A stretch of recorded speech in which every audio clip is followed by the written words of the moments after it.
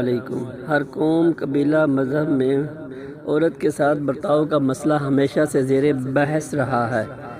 معاشرے کی تربیت اور نسل انسانی کے اضافے میں عورت کا بہت بڑا کردار ہے، پھر بھی کسی جماعت اور کنبے نے عادلانہ حقوق نہ دیے سوائے دین اسلام کے۔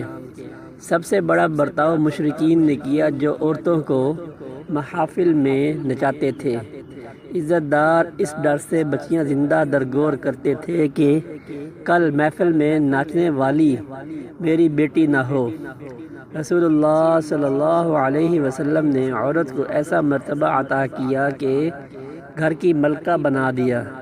زمانے کے گزرنے نے کئی رنگ بدلے، پھر ایک دور آیا یہود و نصارہ کو دیکھ مسلمان بھی محافلوں میں غریب بچیوں سے رقص کروانے لگے۔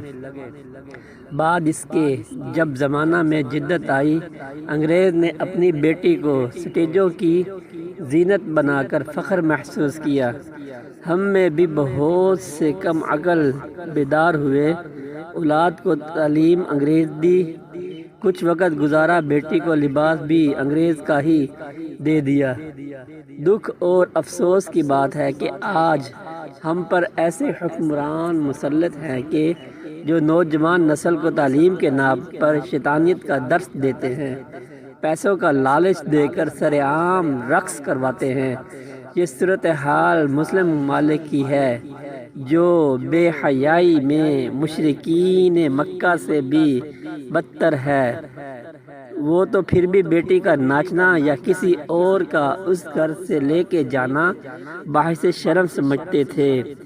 نظریہ تو ان کا بھی غلط تھا، لیکن کسی درجہ میں ان کے اندر حیا تو تھی۔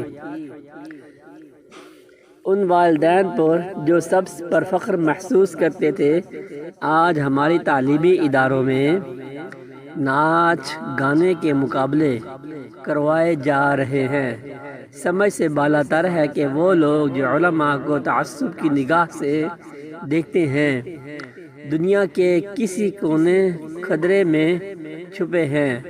مجھے امید ہے کہ ملک پاکستان کے باشعور والدین اپنے اولادوں کو ایسی ذلت اور بے ہودہ تعلیم سے دور ہی رکھیں گے۔